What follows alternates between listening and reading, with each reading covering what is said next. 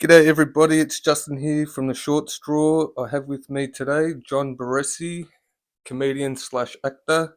He's played in movies such as Rain in Darkness, he played as the vampire, La Spagnola with a little cameo, Trojan Warrior as Stan the Man, with Stan the Man, With Stan, yeah. and also The Wog Boy, and he played as Dominic, the chemist, The the pharmacist. pharmacist. Thanks for joining me, man. Mate, Justin, thanks for having me, mate. It's a pleasure. How old are you, and what's your current occupation? Well, I'm veteran, and current occupation is, as most actors in this country, semi-unemployed. Um, um, yeah, I think in this country, if you're an actor, if you don't have two or three jobs, then you're really not an actor. Yeah, It's a bit hard to sort of maintain continuous work, but yeah, yeah. I'm still out there doing my stuff. So what kicked off the whole acting career? Where did this begin? Well, my father was an opera singer, believe it or not, and he said to me, he said, his passion saved his life, and I said, well, what do you mean by that? And he said, well, during World War II, he was given a rifle, and they were going to send him off to the German front to fight, and he said, I'm a lover, not a fighter, Hmm. and they said, well, is there anything else that you can do? And he said, I sing. So they said, fine, in that case, you can entertain the troops. So my dad spent most of the time entertaining the troops during the war. Oh And wow. yeah, yeah. So that's why I've sort of followed in his footsteps. Yeah, So I followed my passion. I mean, I was a hairdresser initially, um, yeah, but because he always said to me, acting's great, entertaining is good, but it's a hard game. yeah. So he So you said, got to have a backup. you always got to have a backup. So my backup was, I was a hairdresser for 20 odd years Yeah, in Carlton, and was always working. yeah, And when I wasn't working on stage or in front of a TV camera or film camera, I'd be working as a hairdresser. yeah. You know, And you've done work as like labourer and oh, everything like I've that. worked with plasterers. Yeah, I've worked with labourers. In fact, at the moment, I'm working for a couple of builders yeah. in between gigs. They all know what I do, and so therefore, if I'm working for a couple of weeks and then say, "Hey, I'm off," they totally understand, and which is really great to. Oh, that's good. Yeah, Yeah, it's a great opportunity to be in. So yeah, I'm yeah. lucky. So where did the career hit off? Where did it take off? Actually, I'm celebrating my 50th year this year, 2024. Um, I think August 2024 celebrated my 50th anniversary. I started in 1974 with a company called Arcobaleno, which is an Italian company, which meant rainbow. Arcobaleno is a rainbow. 1974, I earned my first pay as a comedian at the ripe old age of 15. So Wow, that gives you an idea of how old I am, just that's at crazy. 15 to 50. Um, yeah, so yes, 50 years in the industry, and people are still enjoying it. Yeah. And, and you also play your own personal characters as well. You've got Nonna Turi, you've got Mama Rosa, you've got Luigi the Builder, you've got Mario the MC, and Ian the Aussie. Goers couldn't get enough of the hit stage comedy Wog Boys, and now the Italian son Luigi, in the new play What's Going On, is insisting we join him while he visits his family at his home in Sydney's inner west. John Barresi is a busy guy. He wrote the script for What's Going On. He's the director. He plays the main character's mother, father, uncle, and grandfather. So what's going on with What's Going On? And so you use all these characters to go around and entertain people? Yeah, well, in 1980 or 81, when again I was doing some shows for Arcobaleno, I was spotted by a young theatre group at the time called Broccoli Productions, and they were an Italo-Australian theatre group. And when they saw me, they went, "We got to have this bloke." Mm. So I worked with them for like 19 years. We toured Australia many times over. Did some great things with them, and yeah, so that's where a lot of the characters started to develop. When did you say 1981? Yeah, that's when I joined Broccoli Productions. Yeah, and this is when you had those characters starting, or Yeah, I already had some of those characters, like the non-Noturi character. He's my oldest character. these characters are still going on to this day, aren't they? Yeah, they're still going on now. In fact, only a couple of weeks ago at the Victoria Market, I was promoting a friend's cooking stall Yeah, as Mama Rosa, as one would imagine. Food, cooking. You got to have a mama out there. So Mama Rosa's still very well liked and loved out there. So yeah, she yeah. was. That was just very recent. Yeah. I'm here in the kitchen with a very special celebrity chef. Yes, it's Mama Rosa, who's currently appearing in the stage play What's Going On at Melbourne's Universal Theatre. Buongiorno. Buongiorno, how are you? I'm very well. Can I call you Rosa? Yes, you can call me Rosa. Rosa. Now come out here so people can see your lovely slippers you've got on there. Yes, it's wonderful. I made it myself, each ear, put it together like this. And so you don't cut your sausage up? No, the You just pop sausage, your sausage in no. there? Do you cut your sausage? Sometimes Cheeky boy. And explain to the people watching this video, where did these characters come from? I keep most of my family and family friends, relatives alive through these characters. Like Non-Noturi is a combination of my grandfather, who I love dearly, one of his old mates that I used to actually cut his hair, and he was 102 years of age. Yeah, wow. So I would, and my uncle. So I would take little things about them, like maybe the way they walked, or just some of their little idiosyncrasies. One of them had a walking stick, so I thought, oh, great. So the walking stick that Non-Noturi uses is all thanks to my grandfather's mate. So how would Luigi's grandfather handle introducing Karen to the family? Personally, I think the first thing it's got to do, it's got to tell the family the truth. Got to say, Mum and Dad, she got a lot of money.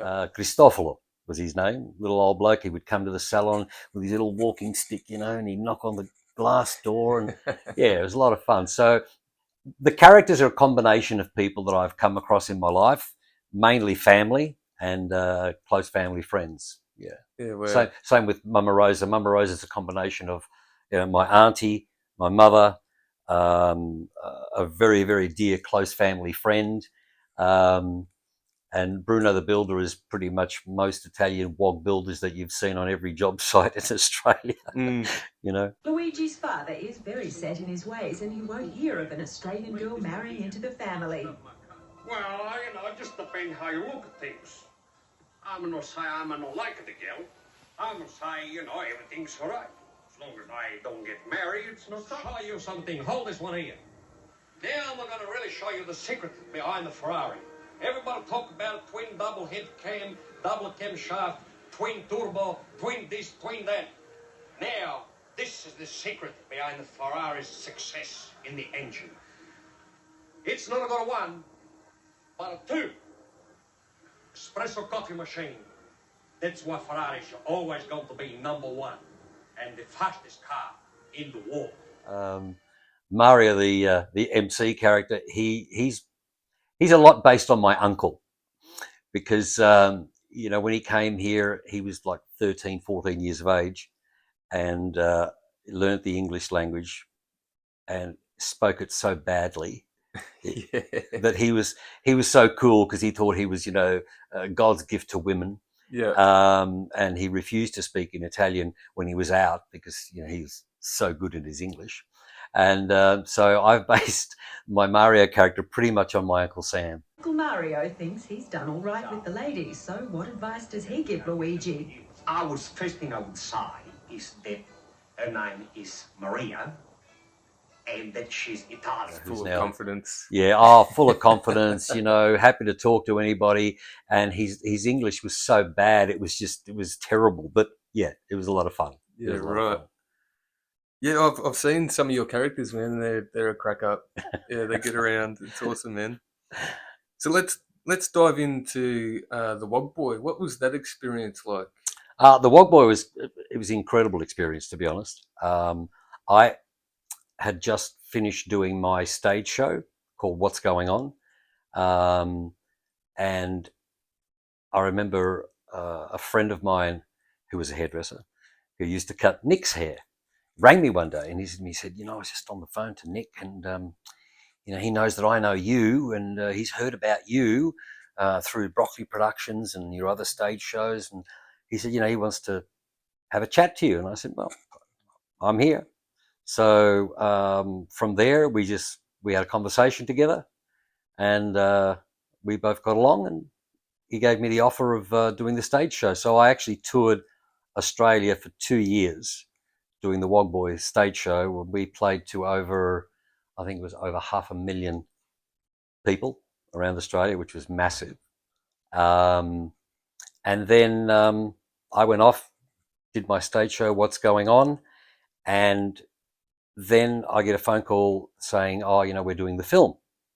So I auditioned for the Wog Boy film, which is a rarity in itself because I think only twice in Australian history have the actors who've done the stage show actually performed in the film. Right. Yeah, because So, most so people. the Wog Boys started as a stage show. Yeah, it was the Wog Boys. Okay, yeah. The Wog Boys stage show, and we toured Australia twice or 3 times. And that was going on for about 2 years. Yeah, that went on for 2 years. Yeah. Yeah, it was pretty crazy times. And then you got offered the role as Dominic. Yep. Yeah. I played Dominic in the stage show. Yep. And then I got offered Dominic in the film, Yeah. and it was great. It was good fun. I want you to tell me everything for drugs, Funky. What for is this one here, Funky? Don't touch Why not touch? Don't touch Oh, anything. come It's important. I'm busy. Ball breaker. Hey, don't talk to your mother like that. Sorry, Ma. Why are you I'm taking so long busy. with this? Amazing experience for me anyway. It was Yeah. from where I started. I've done it all. Yeah. And on top of that, what most people don't know is that I did radio for a couple of years. I used to host the breakfast show on Radio 3AK, Right. on the AM dial, and 3AK at the time was sold by Kerry Packer to Alan Bond when Alan Bond bought Channel 9, and then an Italian bloke decided to buy the radio station off Alan Bond. And he turned it into the first commercial bilingual radio station in Australia's history. I was the co-host of the morning program. Yeah, we did that for about a year and a half, and it was great because we were actually in the ratings, and we had 250,000 people a day listening, mostly Italians, but we had every nationality as well listening. It was great fun. So you're obviously Italian? Yeah, my background is Sicilian. Sicilian, yeah. Yeah, Sicilian. Yeah. And so where was the Wog Boy filmed exactly? It was filmed here in Melbourne. Yeah. Around the Footscray area, Oakley area, which is very ethnic, as well as Yarraville. All of it was filmed in Melbourne. And did you find it difficult to be that character, or did it just come naturally?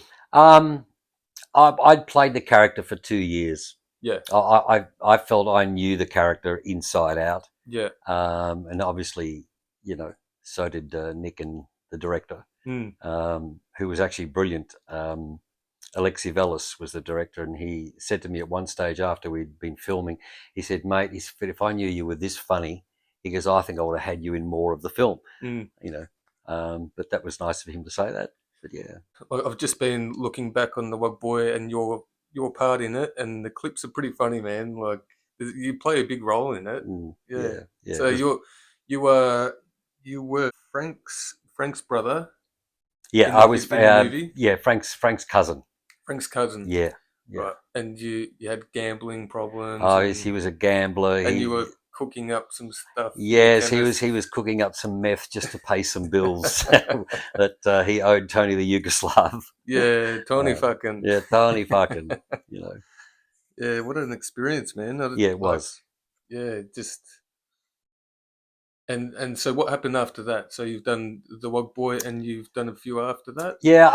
After the Wog Boy, I did a film called Rain in Darkness, Mm. which, believe it or not, is a cult following around the world, Mm. which is really interesting because it actually has never been shown here in Australia. But Rain in Darkness was a vampire horror thriller movie, and I played the protagonist, the main vampire. And which the interesting thing about that film was that I do an 8-minute monologue. Now, Yeah. if you can imagine, you don't hear many monologues these days, and let alone 8 minutes. Yeah. In fact, I thought it was going to be really boring until I watched it, and I went, "Wow, that's mad." And from other people that have seen it, they've actually said, for an 8-minute monologue to keep the people watching it, enticed into not wanting to walk away is great. So yeah, I thoroughly enjoyed that. That was really good. Yeah. If I can, I'll put a clip of that in this video, but Yeah, we're having some trouble getting some footage at the yeah, I'll moment. get the footage to you. Yeah. Awesome. You'll see it right now. I can feel your adrenaline running through your veins. Oh, yes. You are one of us now. The only way to stop this is to kill them. Kill them all. And you have killed the source. Nice. So next was Rain in Darkness, Yep. and then Then I did a small cameo in a film called La Spagnola, which was filmed in Sydney. And the wonderful thing about that was that it was nominated for an Oscar for Best International Independent Film. So it's nice to be able to say that at least I've been involved in a film that was nominated at the Oscars. Yeah. I don't know how many other people can say that, but yeah, Yeah. it was good. Good fun. Good And fun. so going back on Rain in Darkness and the amount that between The Wog Boy and Rain in Darkness made, what's the difference? Well, from a financial point of view, the interesting thing is that Rain in Darkness went straight to DVD because it was filmed on a mini DV cam, so it wasn't shot on 35mm. Just because we only had $150,000 to make the movie, which we did. And up to date, I think it's made somewhere around about 30 million US, which dwarfs what Wogboy made. Yeah. Wogboy, I think, made 14 or 15 million dollars Australian. Australian, yeah. And this has made 30 million US, which is like 50 million That's crazy. Australian. Yeah, it's pretty crazy. And as I say, it's never been shown here, which is quite remarkable. And where really. was that filmed? That was in 2002. Whereabouts? That was shot here, all in Melbourne. Yeah. And in fact, the last scene where you see the vampire doing his 8-minute monologue was shot at the Brickworks before they were turned into apartments. Believe it or not, Yeah, right. It was mad. It was mad. We did it one night. I think we shot it about 11:30 at night, and we shot till about 2:30, 3 o'clock in the morning. It was brilliant. It was great. And so going back on the Wog Boy too, so like how long did that whole process take to make the video, and how much time did that take up of yours? Funnily enough, it only took 3 weeks of my time, 3 or 4 weeks. Yeah, it's interesting when people watch a movie, you think that it's made in sequence. It's not. So all the scenes that in the entire movie, we shot all of those in a 3-week period. So then they, grab bits and pieces and say, "Oh, that's where John is," and we'll put him there. But we've already filmed that. So making a movie is quite complex. It's not as simple as a lot of people think. And of course, when people say, "Oh, a movie might cost 20 million or whatever it is," oh, how does it cost that much money? I always say to people, when the film finishes, don't turn it off. Watch the credits. Yeah. Because count how many individuals are involved. Yeah, you've got to pay. That you've got to pay. Yeah. And when you add them up, there's a lot of people involved. So really, $5-10 million is not a lot of money. Yeah, you can imagine. Yeah. Just like the places that you have to probably. Well, everything that you do, every place you go to, you've got to pay. Every car or bike that you use, someone's giving that to you, or you're hiring it or renting it. Yeah. You know, nightclubs are the same. You know, you've got to pay. Yeah. No one very rarely gives you anything for nothing. I know you can spend so quickly. I can You know. imagine. And so, what's your and you got one more as well. You're in the Trojan Warrior. Yeah, Trojan Warrior. Stan Longaniti, Stan the Man, world champion kickboxer. After he retired, decided to make a movie, as they all do. And I just did this little short cameo scene with Stan. It's quite funny, actually, and you'll probably see that coming up Yeah. about now. Hey, Jimmy. How are you? Juice. Listen, I need a quiet place for the weekend. You got Theo with you? Shit, I got a phone call 15 minutes ago. No shit. They've upped the price on Theo's penis to 50,000. Hey, I suppose that's a tribute to you, Ajax. Hey. Not that shit. That shit. Table 15. Yeah. And so, what's your plans for the future with acting? Well, I still do all my characters. Yeah. I've been roasting people lately, which has been really quite a bit of fun. Because like with some people, it might be their 50th birthday or their 60th birthday, and I mean, what do you get someone that's 40 or 50 or 60? They've got everything. You know what I mean? So you give them a memory. That's the way I look at it. You give them a memory that money just can't buy. So I've been roasting a few people, and it's been a lot of fun, because it's quite exciting, because the person who I'm roasting usually has no idea of what's about to happen. Oh, wow. No. And I usually speak with the family or friends, and I get as much information and dirt on them as possible, especially with stuff like nobody else would know. Yeah. So when you get in there and you start talking about their ex-girlfriend, or when they were 15 they did this, and they go, where the hell did you get that from? And they usually turn around to family members and go, that was you. Yeah. So yeah, and it makes it really personal. It's extremely personal. Yeah. So I still do that. I did my stage show, What's Going On, and the last time I actually did the show was 2008, I think it was, because not long after that, my wife passed away, unfortunately, and I was left with 4 children to look after. So I sort of disappeared from the entire scene. Yeah, wow. And looked after my family, and once they were old enough, then I sort of got back into it. But I've been working on getting the stage show, which is the equivalent of My Big Fat Greek Wedding. We actually were on stage doing the stage show at the same time, while Nia Vardalos was doing My Big Fat Greek Wedding in Canada. I was actually doing my stage show here in Melbourne. I had no idea that she was doing it. She had no idea that I was doing it. It's just that she was fortunate enough to have Rita Wilson, who is married to Tom Hanks, sitting in the audience, and she's Greek. So she thought, wow, this is my story. And she got Tom Hanks involved, and the rest is history. So I think mine's funnier. Yeah. And in fact, I know it is, because I went to the States in 2008 and spoke to some quite interesting people over in the States, and they loved it. But then, of course, because of family issues, I disappeared. But they did contact me in 2017 and said, we really need to get your film up and running. And unfortunately, due to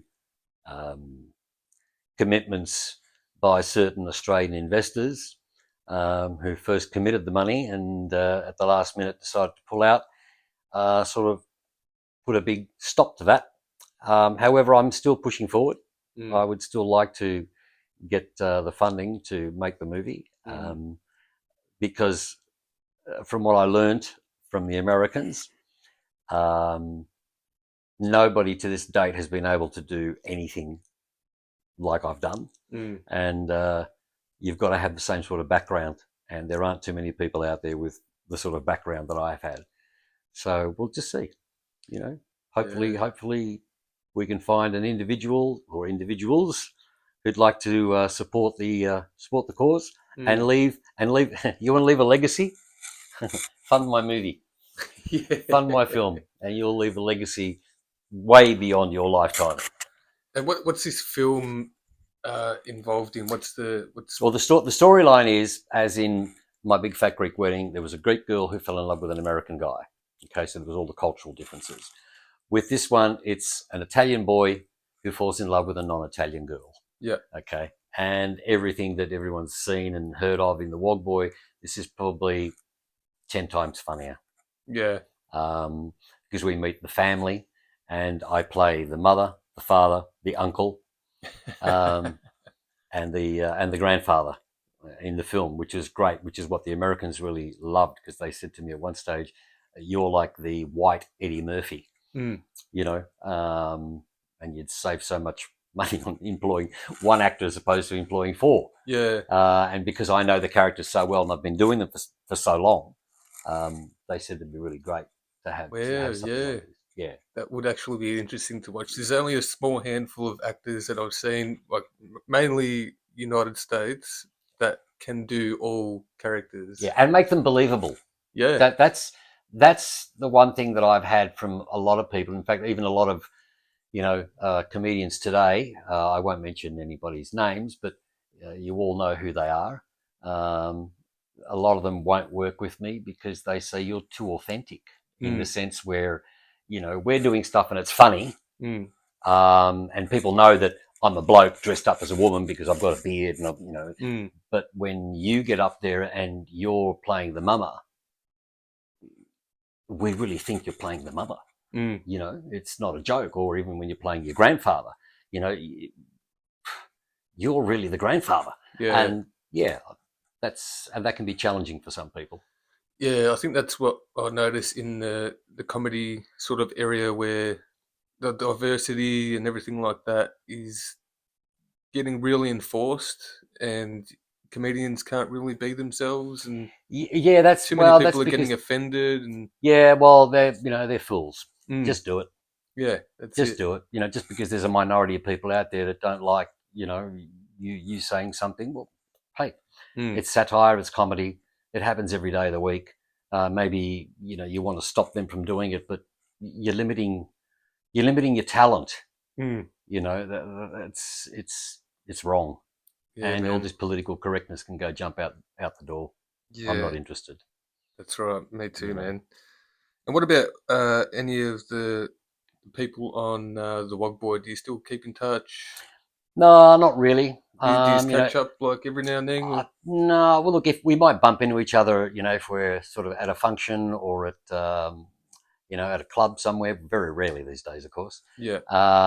But yeah, I mean, and some of them are, nowadays Gone down different roads. and prefer to entertain themselves with different things. So yeah, we don't have anything to do with people like that. Yeah, fair enough. All right. Well, anything you'd like to share with the audience? How can people get in touch with you and reach out to you? They can always find me. I'm on Facebook. I'm on Instagram. John Barresi. John Barresi on Facebook and John Barresi on Instagram. On TikTok, which I only just started, and that's going nuts. I'm known as TikTok Touri. Oh yeah. I'll put all these links in the description too. Yeah, thank you. Yeah, they can always DM me if they want to, fund my movie. Yeah. Or chat about it, because I think once people actually sit down and realize the opportunities that are there for the film. Yeah. I don't know if there's many opportunities available today to generate money. Yeah. And apart from, I don't have that much of an ego, to be honest. I don't need to make it all about me. I just want to make an entertaining product, which I know I have. But I'm also interested in generating an income. A lot of people want to make the movie here in Australia, and I say no, because my trips to the States have taught me that if you want to really make money, then the movie has to be made in America. Unfortunately, or fortunately, they have the biggest market. Australia forget what the media says to you. You know, oh, Australia. There's maybe like 7% of the Australian film going public that'll actually watch an Australian film. That's right. Which means 92, 93% of the people who go to the movies all watch American-made product. That's right. In fact, there was one situation where I went to a very large film distributor in this country, one of the biggest, and I said to them, would you be interested in investing in my film? When they realized that the film was to be filmed in the United States, they said, no, we won't invest in it, but we'll wait until it's made and we'll buy the distributorship. So I said, hang on, so you won't spend $250,000 on investing in the movie, but you'll spend $1 million buying the distribution rights? And they go, yep. Well, because they knew that if it was made in America, they'd have to spend $1 million because they'd get their money back. Yeah, right. So again, this whole thing of, Australian movies, and most people here are only interested in getting their 40% rebate, which they'll never get. They might get 30. So they're only interested in putting money into their pockets. And I'm more interested in putting money into everybody's pockets and making a great product, which is why the Americans came back to me in 2017. I didn't ring them; they rang me. Yeah. I see a big difference in the film industry with Australia and America. Like exactly what you just said. Like if I scroll through some Australian movies, I'll flick past a lot or start watching the first 5 minutes. And you're like, oh, that's rubbish. It's hard to find that actual good quality Australian movie. The problem I see is that here your hands are tied. You want to get to make a movie. Well, the only way you make movies these days, if you get a bit of investors to come in, the bulk of the money usually comes from the government or the state government, and they've got the criteria. You've got to have the Australian cultural thing. You've got to have, the dog and the ute, and you've got to have all that stuff in there. And unfortunately, what they don't realise is the Americans aren't interested in any of that. Yeah, I see that. So, and I know people talk about Crocodile Dundee, did really well, but what a lot of people don't realise is that the Americans think Crocodile Dundee was an American movie. Yeah. Okay, because it was mostly shot in New York. Oh, yeah, there you go. Okay. Yes, there were one or two outback scenes with the pub and the ute and the blue heeler. But the way it was made, it was more Americanized. Yeah. It was very American, Yeah. Very American. So the Americans think it was an American-made movie. Even though they went to Australia to shoot some of the scenes, as far as they're concerned, it's an American-made movie. And using that same principle, if I can get my film up and running and make it in America, see, the Americans love the talent that we have here. They say you've got great actors, you've got great directors, you've got great filmmakers, you've got great cameramen, you've got great, set designers, you've got all these great people, but you just don't put them together right. Because in order to get a movie made here, you've got to have all these government criteria that have been put in place, which then take away from the actual movie that you want to make. You can't really make a full-on genre movie, like you can in America, because all they're worried about in America is, does it make money? Yeah. And when they said to me, they said, "Oh, you actually get government money?" And we said, "Yeah, well, that's how most movies are made." And I went, "Oh God, you're lucky." Here in America, unless the investors put their hand in their pocket and pull the money out, there's no one here to give you support. Right. There's no government support. You can't say to the government, "Oh, can you, lend me $10 million so I can make this movie?" No, not interested. Yeah. You want to make a movie, make a good product that the world wants to see and generate an income from. If you can't do that, get out of the industry. Where here, it's the same 20, 30 people that get the funding for the same thing year in, year out. Yeah. And that's fine if you're in that little group of people. All right, so to wrap things up, what is the best experience or best thing that you've learned from being an actor / comedian? I'm an observer. I love to observe people's behaviour, and I usually say to people, if I'm talking, you've got nothing to worry about. It's when I'm not saying anything that's when I'm watching, Yeah. and that's when I'm probably the most dangerous. Yeah. You know, afterwards, because I've learned something about you, and I'll probably utilize it. It's somewhere down the track in one of my characters. Yeah. Yeah. So, but yeah, it's interesting being the type of comedian that I am, or actor. The study of human nature, Yeah. of people. Yeah. It's quite the lifestyle, man. It's very intriguing. Yeah. It's definitely an art form. It is. Definitely an art form. And I know you were saying to me earlier, you know, whatever, when you're in your characters, and when I'm in my character, I am that character. Yeah. John Barresi only has maybe 5% or 10% existence in I that see person. that. Yeah. You know, if you talk to me as non-Noturi, you know, before I'm on stage, I will answer you as non-Noturi, because Yeah. I don't know how to do that any other way, which is really funny, because I was saying earlier that Robin Williams, and I assimilate a lot to Robin Williams. There's a lot of similarities between what he does and did, Yeah. and I still do. Like, I don't want to talk to anybody for 3 hours before I'm on stage. I just become my character, get into my own little world, and I don't want to see anybody until after. Yeah. Afterwards, you know. Gotta get in the zone. I get in the zone. I mean, and I've been, you know, in my dressing room, and someone knocks on the door, and they're asking John Barresi a question, and John Barresi's already dressed in character, and John Barresi won't answer that. Yeah, wow. We just won't answer that. The character will answer. Yeah. And I've had people go, "What do you mean? Mama Rose is answering." It makes sense. You know yeah. what I mean? Yeah. And I think a lot of people don't get that. Yeah. But that's how deep I get into a character. Yeah. Yeah. Yeah, it's very interesting, man. Yeah, that's why they think I'm a bit nuts at times. and you know, we all are, mate. It's all right. Hey, you never tell me that. You know, I picture everybody, and I play everybody's character out. Yeah. Yeah. You know, so I think the interesting thing is that a lot of people will see something of themselves, or something of someone that they know in a lot of the characters that I play, which is, I think, probably the success to most of the characters that I've done. Yeah, man. Yeah, 100%. All right, John, it's been a pleasure, man. All the best with funding your film and everything like that. All the best for 2025. Thank you, mate. It's been a real pleasure, and thanks for having me, and lots of love and cheerios to all your wonderful audience. No worries. Thanks, John. Thanks, mate. Where's your cousin fucking? What's his name fucking? Dom? Hey, we haven't seen him, Tony. He was playing the pokies before us, but I don't know where he is now.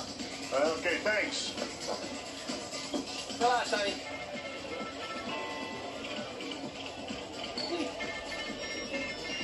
What are you laughing at, Penguin, huh? What do you think you're funny? Huh? Well, you pay.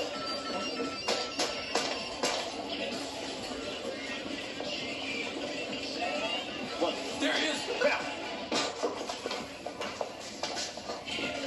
You bludger. Hey, what are you doing, you pervert? Shut up and wash your hands, you unhygienic bitch. I just did. Ow. Tony, I'm so glad I found you. Yeah? What do you think? I'm fucking stupid? You got my fucking money, fucking. Listen to me. I'm half Serbian, half Croatian. I wake up in the morning, I want to kill myself. So killing you is no problem, fucking. Tony, I don't have your money now. Then you do this thing you say you do for me, and we call it square fucking. Okay. Okay, what? Okay, fucking.